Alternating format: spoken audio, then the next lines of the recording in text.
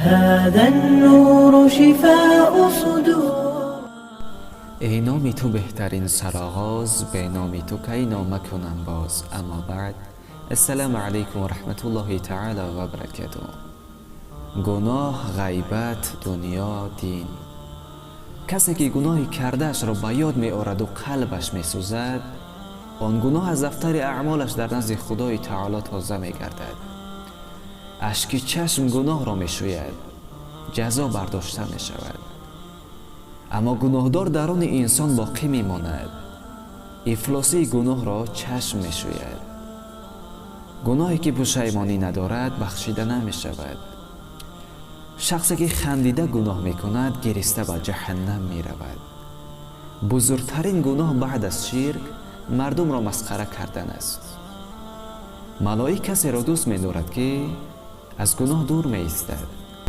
حیران آن نفرانی هستم که از ترس بیماری خوراک را پرهیز می کنند و از ترس دوزخ گناه را نه گناه کنید و نه بر عفو پرسیدن خود را ملامت اندازید. گناه کردن نظر به توبه کردن آسانتر است. غیبت کننده و غیبت شونده در گناه برابر هستند. کسی که دیگران را در نزد تو غیبت می کند، یقین تو را در نزد دیگران غیبت می کند. خدای تعالی انسان‌هایی را که برای درست نکردن دنیایشان عنصرهای دلشان را ترک می کنند، ضرر زیادتر را روبرو می کنند. شخصی که خدا را می شناسد و اطاعتش می کند، در زندان هم باشد خود را خوشبخت و سعادتمند می حسابد. و شخصی که خدا را فراموش می کند، در قصر باشد هم در زندان است. دوستی که دینداریت را هر روز زیادتر می کند، از آن دوستی که هر روز در کف دستت یک مقدار طلا می گذارد بهتر است.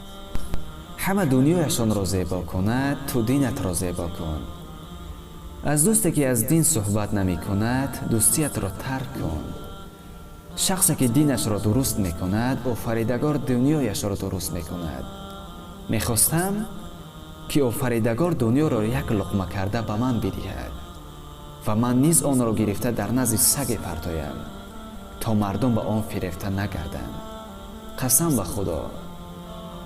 به خدا که هر کس که مال دنیا را عزیز می شمارد، خداوند او را ذلیل می گرداند. مرا در دنیا سه چیز خوش آمد: نماز شب، زیارت بیماران و سخن راست گفتن. السلام علیکم و رحمت الله و برکاته.